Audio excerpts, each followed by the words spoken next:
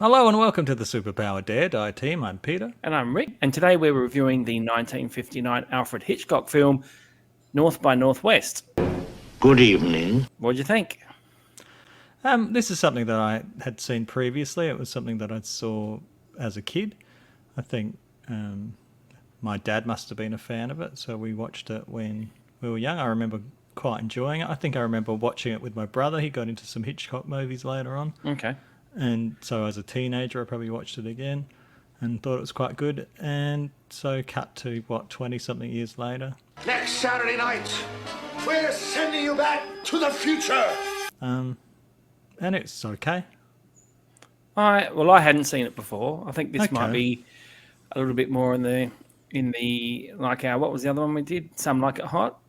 In that sort of vein of trying to watch stuff that haven't gone through before, and I'm not sure how I feel about it. Like I watched it, and it's an okay movie, but I felt like I was watching it because I had to watch it. When I go to a movie, I don't go to because of a director or because of a particular type of thing. Like, this director does these amazing things in their movies. I just want to go to a movie and be entertained. I went back later on and read a lot of, I guess, reviews and talk about the movie.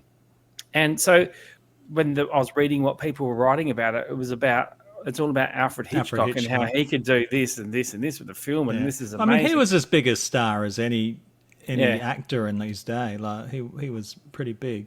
So I think they credit this as one of the first sort of like thrillers. I think I read an article that said, if it wasn't for this movie, we wouldn't have the Mission Impossible movies and the Bourne Identity movies and all that today. Like, I mean, that's possible. And maybe that was part of why I just felt like I was just there watching it just because we were doing it for the review rather than enjoying it because of time, we've seen this sort of stuff done over and over again. So it wasn't, and it's back then maybe new and so exciting for the audience, but now it's kind of... and it would have been it's a mistaken identity. Cary Grant is a advertising agent who gets mistaken for a spy by these criminals who are, I think they're spies for the other team or something, trying to get some microfilm back to wherever they've come from. That wasn't really, it's wasn't a part a of the big story, thing, but it comes into it later. I mean, that was what their objective was, but they wanted to find this mysterious spy. So there was, what was his name? The spy that George Kaplan. George Kaplan. So there was the big reveal is there's no George Kaplan. Yeah, just a made-up person. He's just like a red herring for the villain Van Damme, played by James Mason, and his henchman Martin Landau. I know. I was like, wow, because growing up on Space 1999, I've just seen him walk on set. Man, Jeepers Creepers, he looks young there. Well, I mainly know him for his later career. Like, that's when I first really I probably saw him in lots of things, but I just recognized him later in his career, like in Ed Wood and things like that. So to see him young and quite gaunt and intimidating, because he's such, in these older movies, he's, quite a lovable old person, and to see him quite menacing was quite different. Yeah, so he gets mistaken, then he gets caught up in a murder case because he gets accused of murdering someone, which I thought was one of the dumbest scenes in the film, because that was a bit, the guy he gets stabbed and he puts his hand on the knife and takes it out, and that's like first aid 101. Don't do it. You have the scene where he goes to a house because they think he's a spy and they try to kill him by it's a weird idea, but to get him drunk off bourbon and to put him in a car. And he'd crash, And he crashes. But I actually liked that part because I think they set him up in one of the opening scenes as a bit of an alcoholic. Like, he can hold his liquor. When he was going for the lunch with the other guys, they were already a couple of martinis in. He's like, mate, I'll catch up. So, like, when he's driving and drunk on the bourbon, I thought his acting in that was great. Like, he's sort of doing the face with the squint with the one eye. Like, whoa.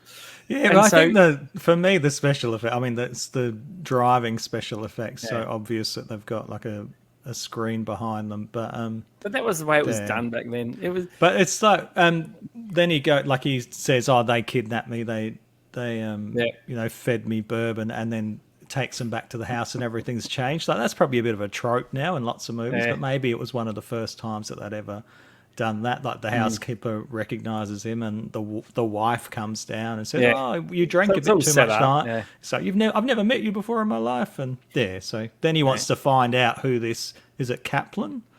George Kaplan. Yeah, he wants to find out who this George Kaplan is, and so he heads off on his little adventure. Oh, the other thing I laughed at was when he did, because he's on trial for drink driving and crashing into a police car, and he goes to the mansion to try and prove that what had happened and it was all wrong, and that his mother's there, and his mother says as they're leaving, "Just pay the $2." $2.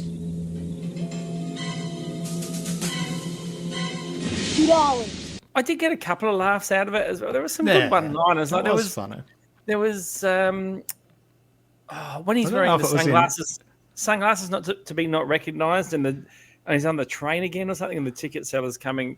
Said, "Is there something wrong with your eyes?" Yes, they're sensitive to questions. I mean, they must be. The cops just must be sight impaired, because he's walking around at one stage with like a hat on and like like they're walking towards the girl that they know. They suspect has talked to him. He's walking right next to them. The person that Van Damme was pretending to be at the mansion, I laughed because he was at the UN and someone said he was an importer-exporter, so I just immediately thought of Vandelay Industries from Seinfeld. Alfred Hitchcock makes a cameo in all of his movies, right and at the start, missing a bus. That was the one thing I thought was really impressive. The opening credits. Opening credits were really good.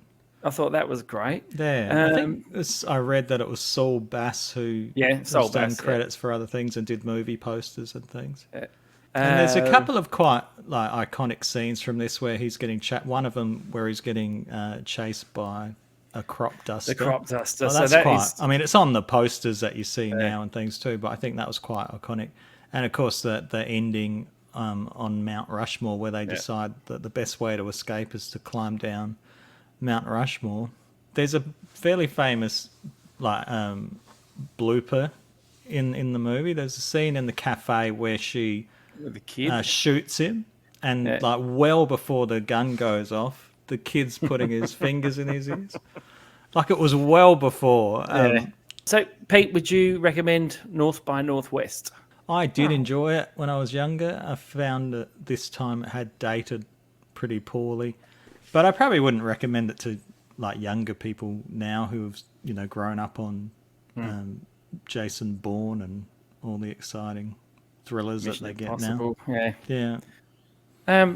I agree. I wouldn't recommend it to toddlers, the under 15s. I think that's what you were getting at. But I don't know. If you are a student of film or something like that, and you're curious about Alfred Hitchcock stuff, absolutely. Yeah.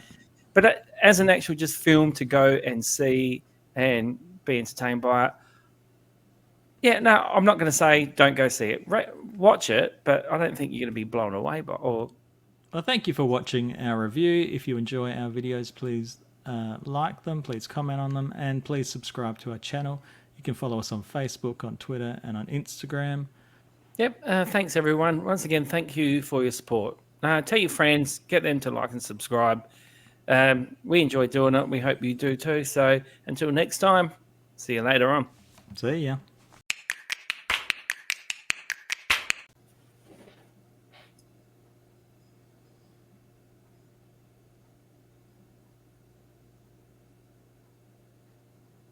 Okay, that'll do. We're on MySpace, Facebook.